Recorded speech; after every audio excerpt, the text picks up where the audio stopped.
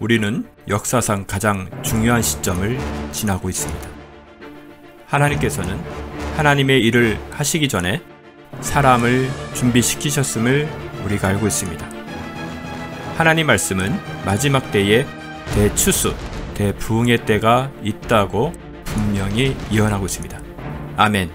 하나님의 말씀이 그대로 성취될 것을 믿습니다. 예레미야 눈물은 잠자는 교회와 영혼을 깨우기 위해 노력하고 있습니다. 이 가슴 뛰는 일에 함께 하길 원하시는 분은 카카오 채널로 연락 주시기 바랍니다. 당신은 위대한 하나님의 사람입니다.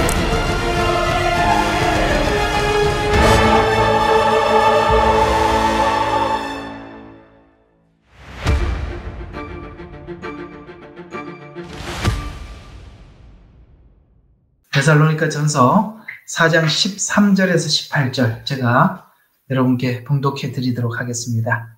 자, 13절부터 제가 봉독하겠습니다. 형제들아, 잠든 자들에 관해서는 너희가 아무도 모르게 되는 것을 원치 아니하노니 이는 너희가 소망 없는 다른 사람들과 같이 슬퍼하지 않게 하려는 것이라. 예수께서 죽었다가 다시 살아나신 것을 우리가 믿는다면 그와 같이 하나님께서는 예수 안에서 잠든 자들도 그와 함께 데리고 오시리라.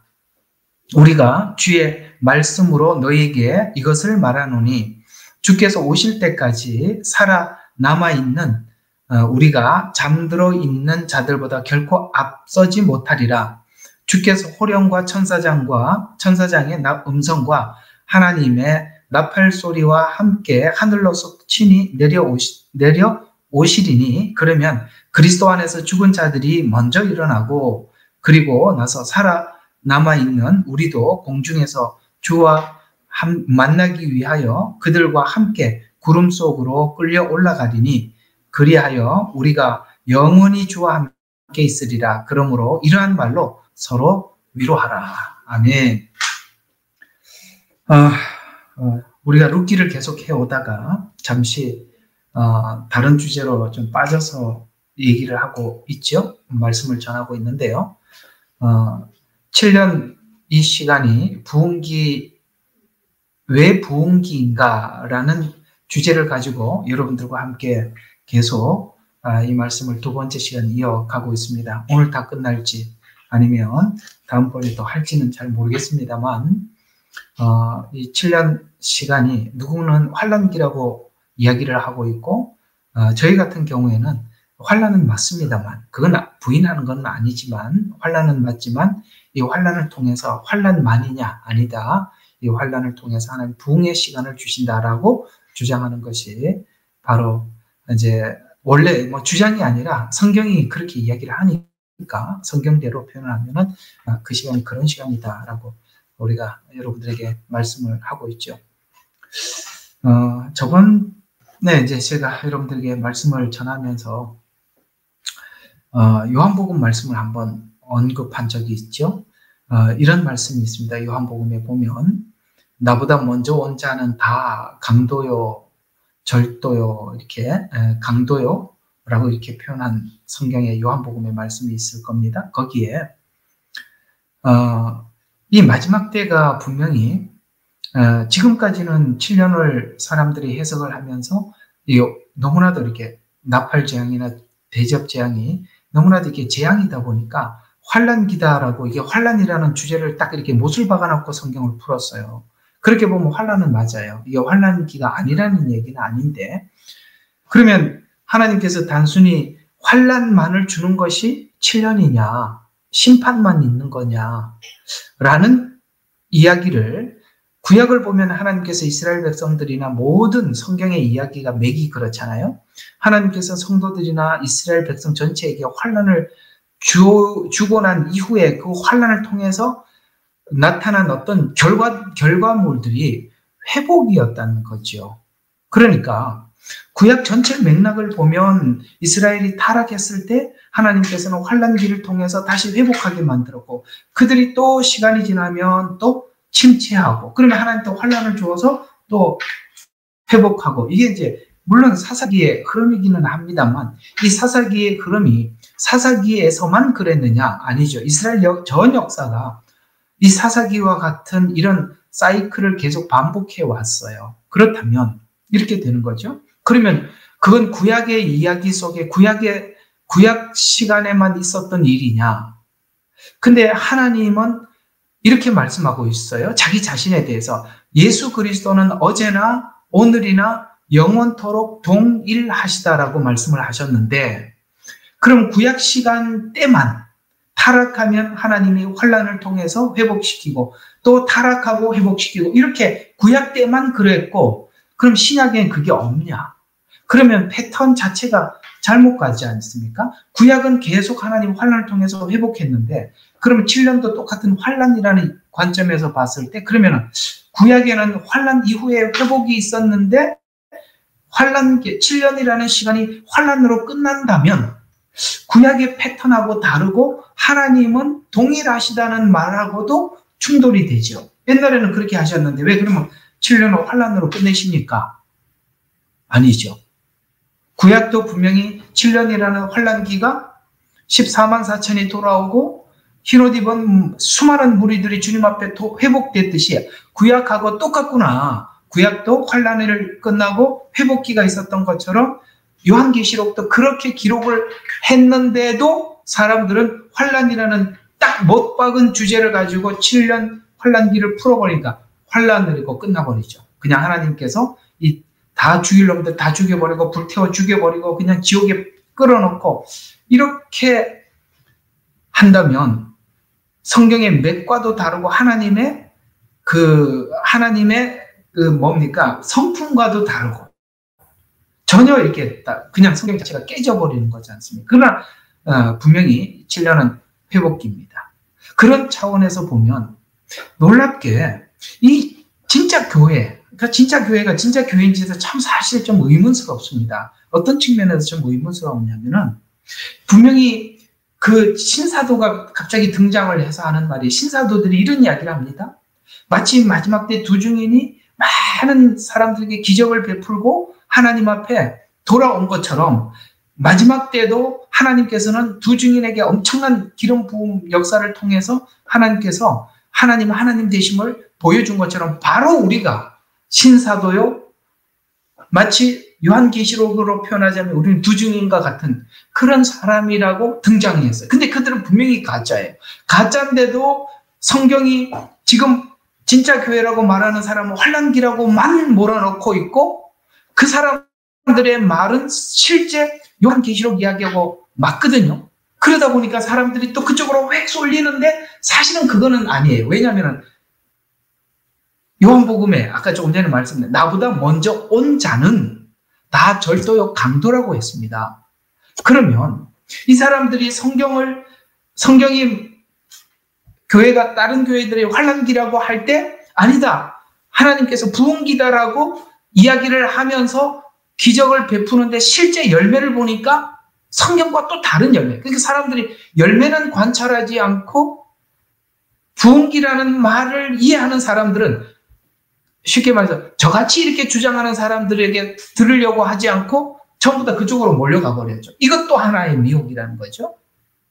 이해가 가시죠? 그들의 말이 맞다는 거예요. 그들이 만약에 부흥기라고 말하는 주장이 맞아요. 근데 이쪽은 부흥기라는 것을 알지도 못하고 있고, 그러니까 이렇게 얘기를 하면은 이쪽 사람들은 그냥 환난기라고 이야기하는 사람들은 저 같은 사람들의 이야기를 듣고 저쪽이 신사도냐?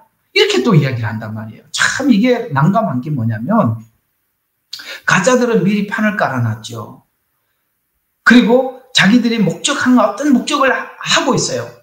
그래서 그 목적으로 사람들이 확 쏠려가는 것을 눈으로 뻔히 보면서도 이렇게 외치는, 우리같이 외치는 사람들에게는 또 저기 신사도하고 같은 거냐? 이렇게 또 한 발짝 물러가죠. 이쪽은 환난기라고만 이야기하니까 우리 말을 알아듣지도 못하고 공감도 못하고, 이쪽은 맞기는 맞는데 그럼 같은 편이냐? 또 이렇게 돼버리고.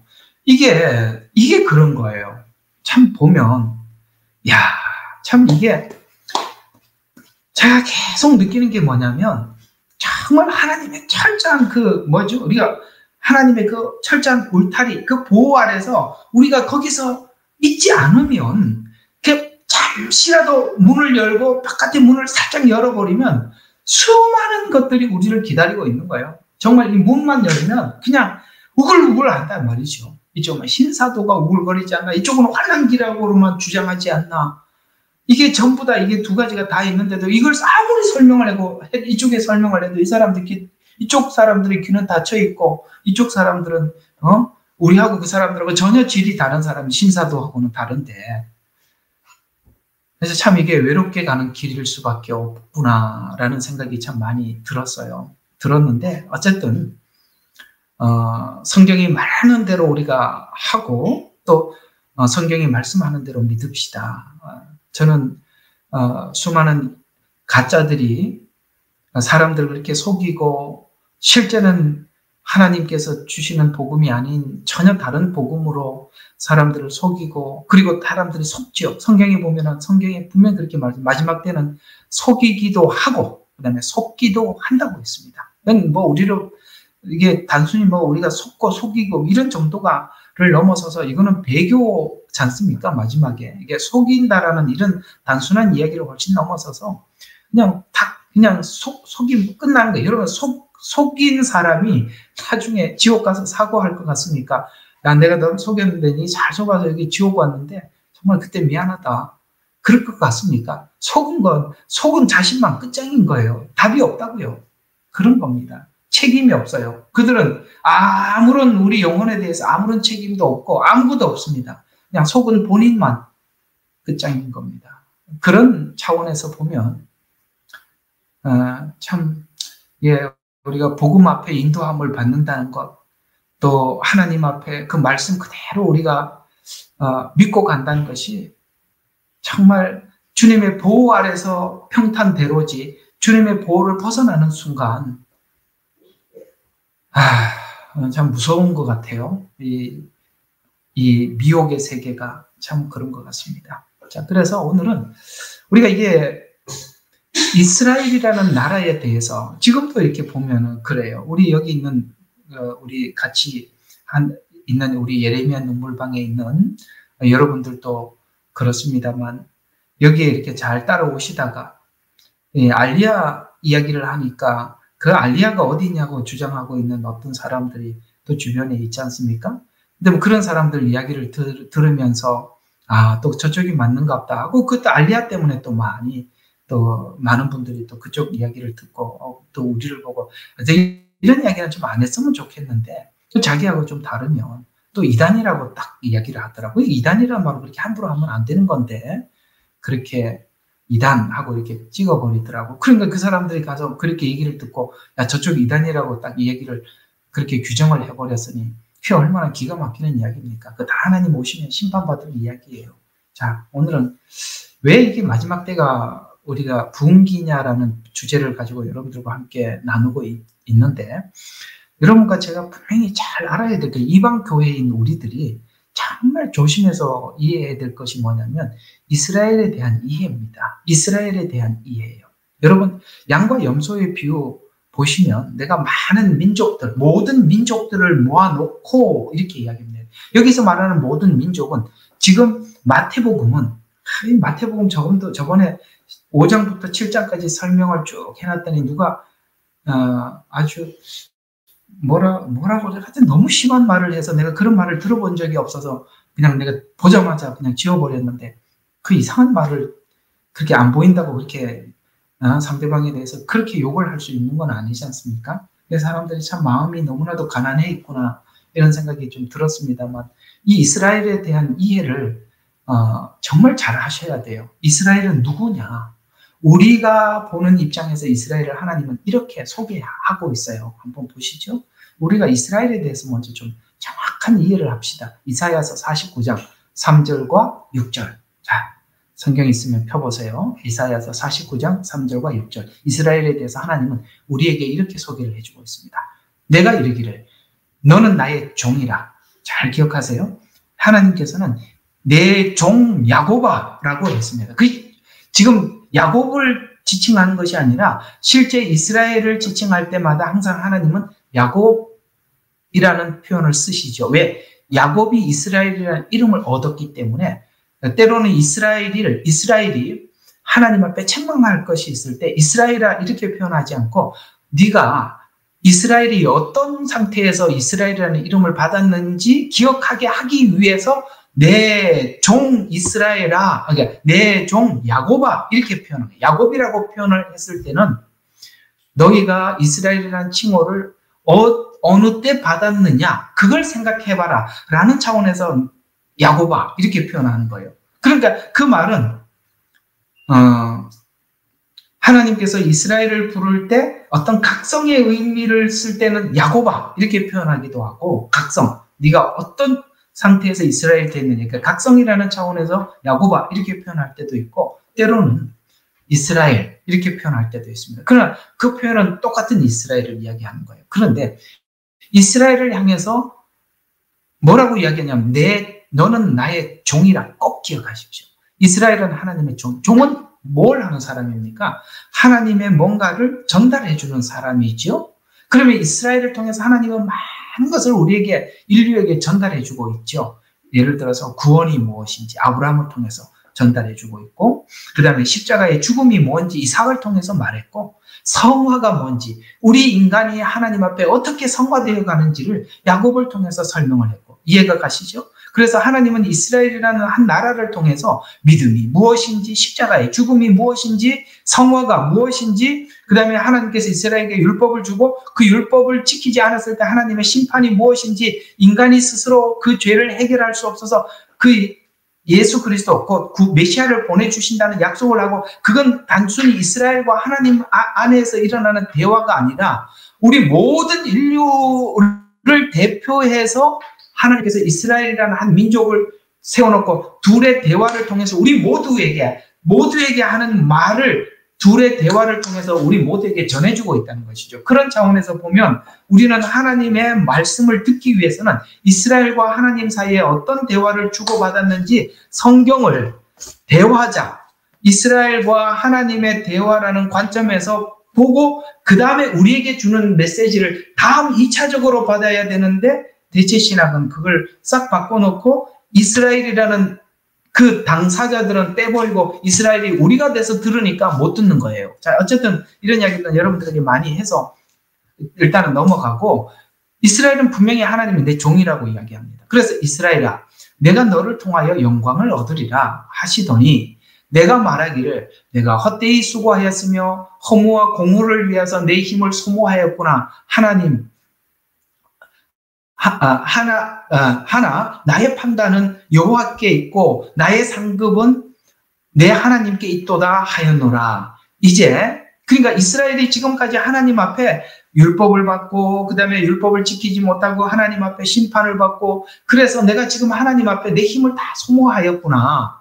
그러나 나의 판단은 내가 이렇게 실패를 했지만 그러나 그 실패를 하나님 앞에서 인간이 하나님이 주신 율법을 지키지 못하고 실패할 수밖에 없다는 것을 종 야곱이라는 이스라엘을 통해서 온 세상에게 알려주기 위해서 택했잖아요. 그러니까 이스라엘은 이것을 지키지 못한 것이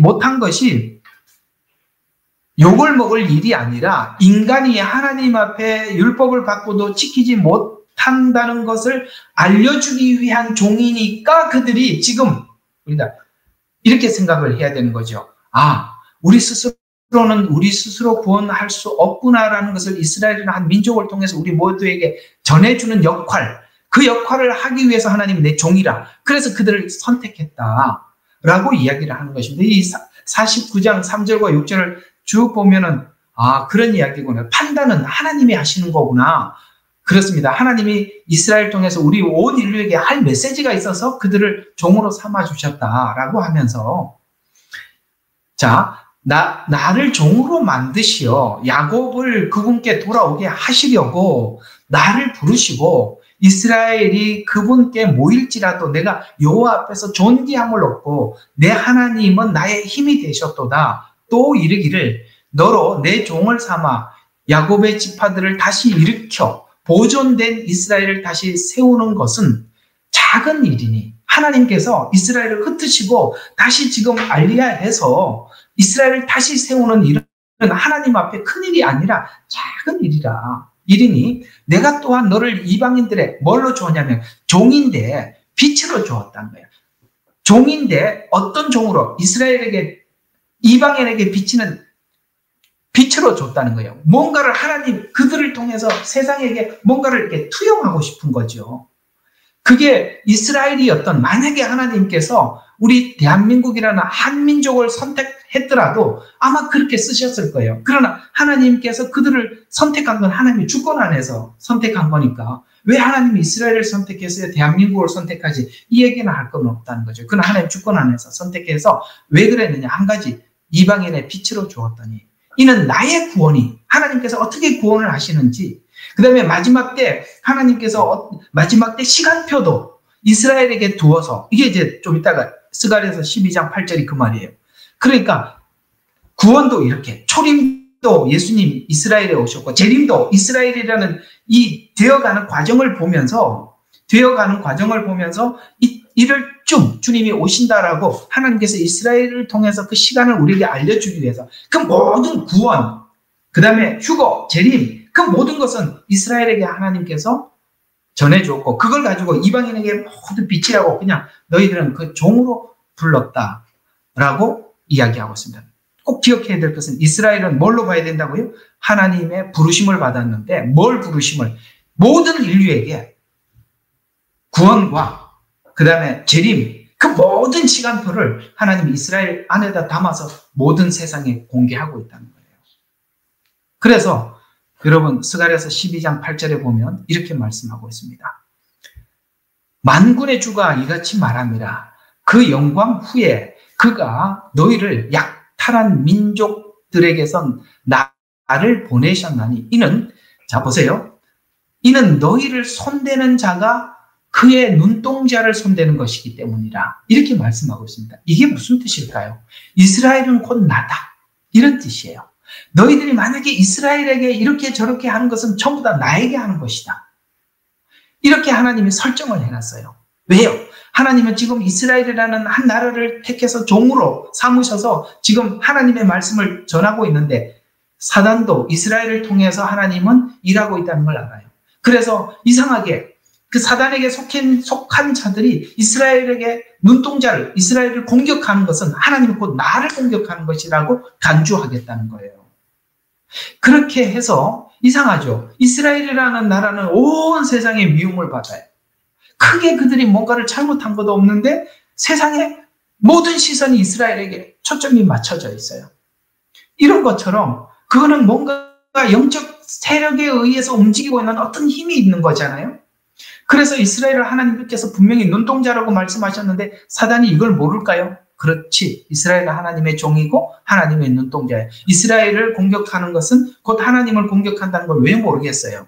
안다는 말이죠. 그러니까 그런 것들을 모르는 사람들은 그냥 사단에게 쓰임을 받는 것이고, 실제 하나님은 그 영적 배경을 보면 이쪽에 사단과 하나님 사이에서 일어나는 일들, 그래서 곧 이스라엘은 내 눈동자라 이렇게 말씀을 하셔서 거기에다 하나님 모든 시간표, 모든 것을 알려주고 있다는 것입니다. 그러면서 이스라엘을 손대는 자는 나에게 손대는 것을 간주해서 이스라엘은 나다라는, 내 메신저라는 말을 하면서 이 스가랴서 12장 그 다음 절 9절에는 이렇게 말씀하고 있어요.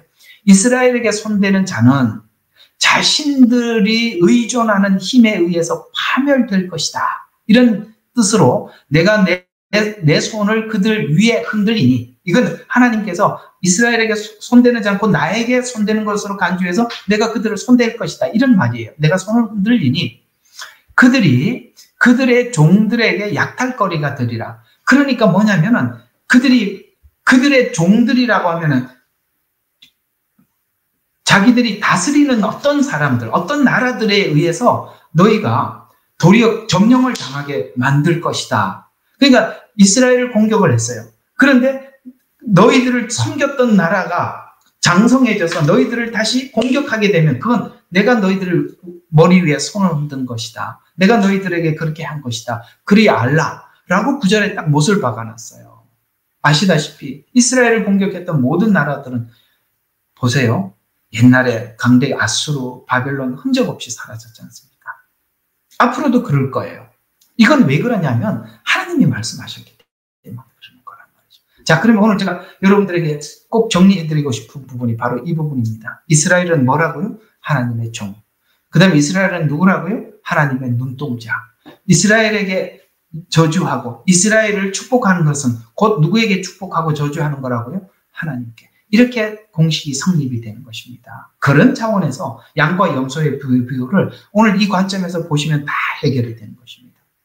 자, 그래서 이스라엘은 내 종이고 내 눈동자라는 말씀은 이스라엘에게 일어나는 일을 보고 하나님의 일하심, 그 다음에 또 하나님의 시간, 그 다음에 하나님은 어떤 분인지 하나님의 되심을 너희들이 보라는 뜻입니다. 하나님의 종인 이스라엘의 역할을 기억하고 이제 저번 주에 말씀드렸던 이 다니엘 시대와 그 다음에 요한계시록 시대를 연결해서 생각해 보면 저번 주에 했던 이야기 조금 더 하고 이제 다음 주에 이렇게 나팔절 이야기를 좀 한번 해드리겠습니다. 자, 연결하면 이렇게 되는 것입니다.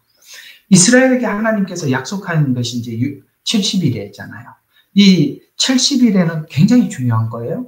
이 70일에가 다니엘서에 나오는데 하나님께서 70일에를 다니엘에게 환상을 보여주고 약속을 하지요.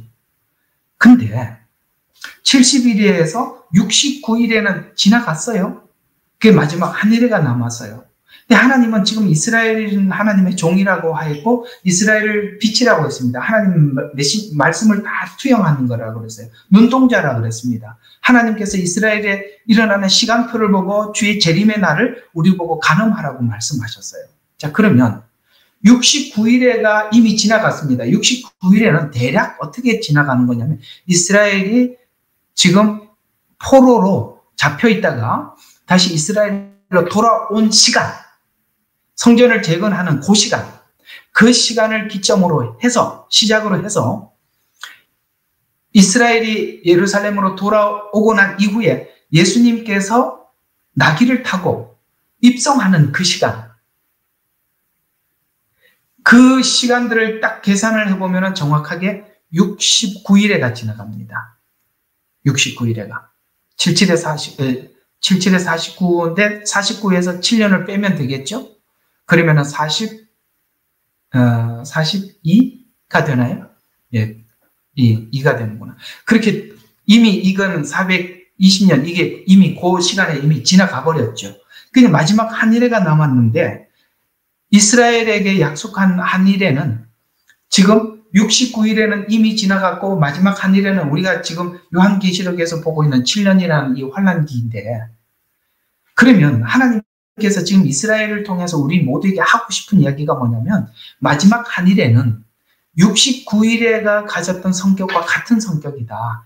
똑같다. 69일에 때 무슨 일이 있었느냐. 이스라엘이 70년 동안 바벨론의 포로 생활을 하고 돌아와서 회복기를 가졌던 것처럼 그런 마지막 한 일에는 이런 성격을 가지고 있는데 그 한 일회를 맞이하기 위해서는 69일회가 지나고 마지막 한 일회가 와야 되는데 이스라엘이 이제 69일회가 끝나고 난 이후에 AD 70년에 나라가 흩어져 버리고 다시 지금 이스라엘로 돌아갔지요. 그때부터 하나님께서는 마지막 한 일회의 시작점을 알리는 선언이거든요. 그게 이스라엘이 돌아오게 무화과 나무의 비유를 배우라. 그 다음에 잎사귀가 나고 꽃이 피면 여름이 가까운 줄 아나니라는 말이 이스라엘 회복 때를 이야기하는데 이것은 마지막 한 일에 그 7년이 임박했다라는 것을 알리는 사인의 시작이라는 것이죠. 그러면 이 마지막 7년 대환란은 70년 이스라엘 백성들이 바벨론 포로 생활 끝나고 난 뒤에 회복기를 맞은 것처럼 똑같은 회복기를 맞이할 것이라고 말씀하시면서 이 다니엘서 안에서 기록된 이 70일을 위한 하나님께서 느부갓네살 왕에게 보여주었던 뭐죠? 이 황금 우상의 비유를 보면 금, 은, 동, 그 다음에 철과 진흙 이렇게 해갖고 시대를 5시대로 나누는데 잘 들어봐요. 이제 여기까지만 좀 해드릴게요. 5시대로 나누는데 우리가 철 시대는 자, 금시대는 바벨론 그 시대였습니다. 그 다음에 철시대는 로마 시대거든요. 이렇게 로마 시대 때 이스라엘이 69일에가 끝나요. 철시대에 끝납니다. 그리고 난 뒤에 로마 시대 때 예수님이 오셨고 이스라엘 백성들이 그때 흩어졌어요.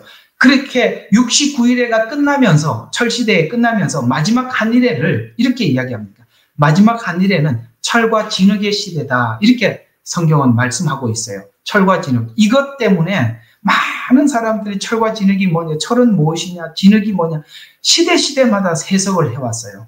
그러니까 학자들을 보면 계속 시대마다 이것을 해석을 해왔는데 지금까지 해석한 모든 해석들이 다 안 맞았어요. 안 맞을 수밖에 없어요. 이 예언은 그 시간이 와봐야 아는 거예요.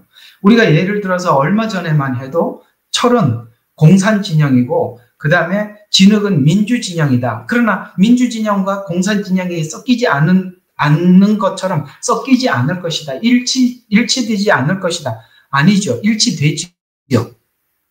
왜요? 적그리스도 시대 들어오면 일치되지 않습니까?